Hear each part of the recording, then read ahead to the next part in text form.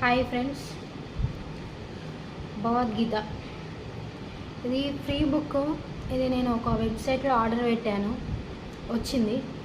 ఇది యాత్రా గీత అనే వెబ్సైట్లో ఎర్లీ మార్నింగ్ బుక్ ఆర్డర్ చేస్తే మనకు వస్తుంది. లిమిటెడ్ బుక్స్ లాగానే, అంటే ఎప్పుడు పడితే అప్పుడు పెడతారు, ఓన్లీ ఎర్లీ మార్నింగ్ పెడితేనే వస్తుంది.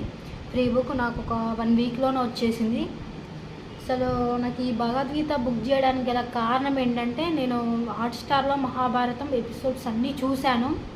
అసలు మహాభారతం చూస్తుంటే నిజానికి ఏ సీరియల్ కూడా సాటి రాదు. నిజానికి మహాభారతం ఒక్కసారైనా చూడాలి, వినాలి అని పెద్దలు అంటారు కదా, అది వాస్తవం.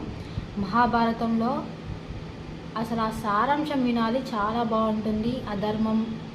ధర్మం అధర్మాల గురించి బాగా ఉంటుంది.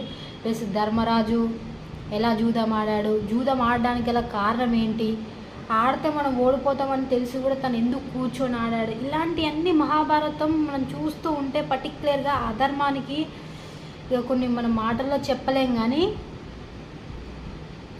అసలు మీరు సీరియల్ చూస్తే అర్థమవుతుంది.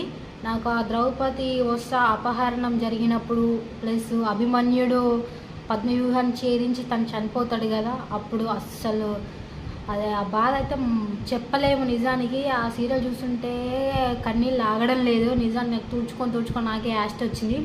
నిజం చెప్పాలంటే లిటరల్లీ నేను అది చూసేటం మహాభారతం ఎపిసోడ్స్ ఫస్ట్ ఒక 5-6 ఎపిసోడ్స్ చూసిన వెంటనే దానికి నేను అట్రాక్ట్ అయిపోయి నేను 1.5 month వరకు ఏ సీరియల్ చూడడం లేదు. ఓన్లీ మహాభారతం.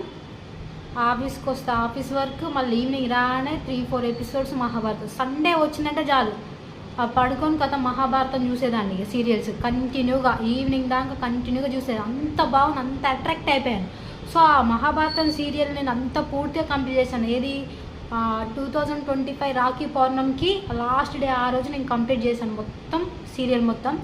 సో అది చూసిన తర్వాత నేను భగవద్గీత కూడా చదవాలని చెప్పేసి అనుకున్నాను. సో దానికోసం అని చెప్పేసి ఒక వేరే ఫ్రెండ్ అని అడిగితే ఇట్లా ఫ్రీ వెబ్సైట్లో కూడా మీకు బుక్ వస్తుందని అంటే నేను బుక్ చేశాను. యాత్రా గీత అనే వెబ్సైట్లో వచ్చిందండి.